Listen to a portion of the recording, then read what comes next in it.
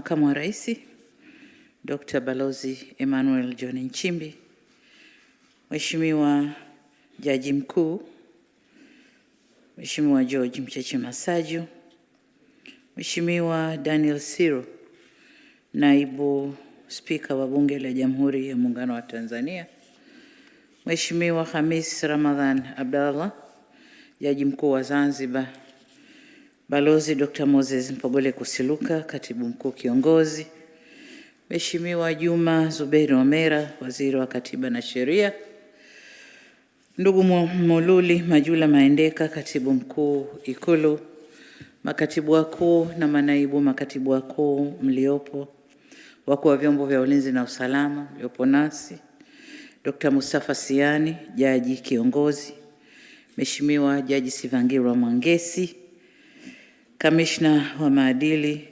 Mheshimiwa Albert John Chalamila, Mkuu wa Mkoa wa Dar es Salaam, viongozi wote wa serikali mliopo hapa, ndugu wanahabari, wageni wetu waalikwa, mabibi na mabwana, Jamhuri ya Muungano wa Tanzania, kazi na utu. Kwanza ni shukrani kwa Mwenyezi Mungu tujalia kuwa na afya njema kukutana hapa kwa kazi ya kuapisha majaji wetu wa Mahakama ya Rufaa. Lakini vile vile niwapongeze majaji wote mlio hapa leo. Dhamana mliopewa ni kubwa na ya heshima kwa taifa letu katika kuwatumikia wananchi. Hongereni sana. Uteuzi wenu unatokana na uzoefu, weledi na utumishi mlioonesha katika nafasi zenu mbalimbali mlizotumikia. Nazikumbuka sura nyingine hapa nilishaziapisha nadhani leo mara ya pili. Kama sio ya tatu. Ina maana kipindi nilichokuweko mimi ulishapanda, ukapanda, umepanda katika ngazi hii ya leo. Lakini pia hii ni ishara kwamba mmefanya kazi nzuri na Tume ya Utumishi wa Mahakama imetambua kazi yenu na imewapendekeza kupandishwa katika ngazi hii. Kwa hiyo ni imani yangu kwamba kwa heshima hii mliopewa mtafanya kazi kwa bidii zaidi. Nendeni mkaongeze nguvu katika Mahakama ya Rufani kwa kutambua umuhimu wa haki kama msingi wa amani, utulivu, lakini pia maendeleo ya taifa letu na ustawi wa wananchi kwa ujumla. Haki ndiyo ina prevail katika yote haya. Nendeni mkaitumikie nchi kwa uadilifu, weledi na uzalendo kama mlivyo hapa. Mmeapa mtafanya kazi bila upendeleo, huba, chuki. Hasa bila upendeleo kwa sababu kazi yenu ina rules zake na nini. Kuna haka kahuba na kachuki sijui.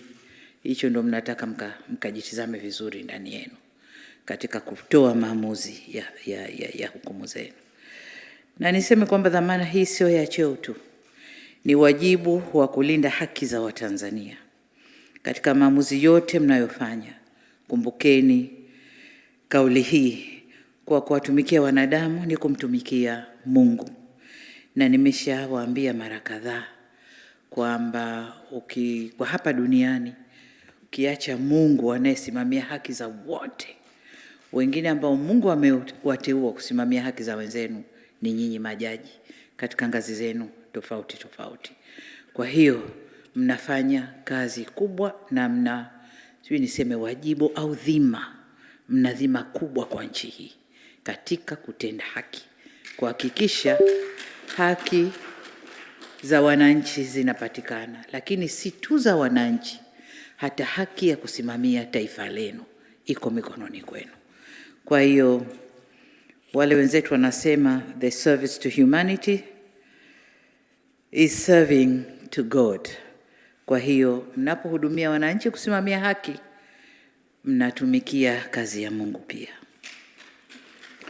Ndugu zangu, kwa kutambua umuhimu wa swala la utoaji haki, serikali imeendelea na itaendelea kuchukua hatua za kuimarisha uwezo wa mahakama zetu Tanzania ili iweze kusimamia vizuri eneo hili na kwa ufanisi.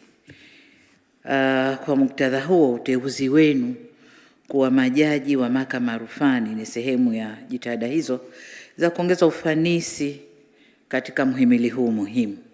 Tumefanya mengine mengi na nyinyi ni mashahidi kwamba mahakama zimebadilika kwa kiasi kikubwa, zimeendelea kwa kiasi kikubwa sana katika miaka hii ya karibuni. Kwa hiyo sasa ni kuongeza watu wenye dhamira ya kufanya kazi, wenye uwezo wa kufanya kazi, lakini wanaosimama kwenye mstari mzuri wa haki. Mahakama ya Rufani ndio ngazi ya juu kabisa katika utoaji haki katika nchi yetu. Kwa hiyo kila uamuzi mnaotoa una uzito mkubwa, si kwa wahusika washauri pekee, bali pia kwa taasisi zetu, mwenendo wa jamii na tafsiri pana ya sheria nchini. Yote yanawaangalia nyinyi kama wasimamizi wa haki kwenye taifa letu. Hivyo basi, nendeni mkalinde heshima na uhuru wa mahakama, lakini pia muendelee kuimarisha uwajibikaji, nidhamu na maadili ndani ya mhimili huu muhimu. Uhuru huu una thamani pale unapoenda sambamba na uadilifu na ufanisi na utendaji wenu unaoangalia pia uzalendo kwa nchi yenu. Mnapotoa maamuzi, taifa kwanza, nchi kwanza, alafu then mtakwenda kwenye mambo mengine. Napohitimisha, nirudie tena kuwapongeza na niwaombe sana mwende mkafanye kazi kwa uadilifu, weledi, busara na hofu ya Mungu kama viapo vyenu vinavyowataka. Na baada ya kusema hayo, natakia utekelezaji mwema wa majukumu yenu. Hongereni sana, poleni kwa kazi. Takia kila la kheri. Asanteni sana. Asante, naomba tuinuke na kumshukuru Mheshimiwa Rais kwa makofi mengi. Mheshimiwa Rais wa Jamhuri ya Muungano wa Tanzania, naomba uridhie tufanye itifaki ya picha za kumbukumbu hapo nje. Asante sana Mheshimiwa Rais.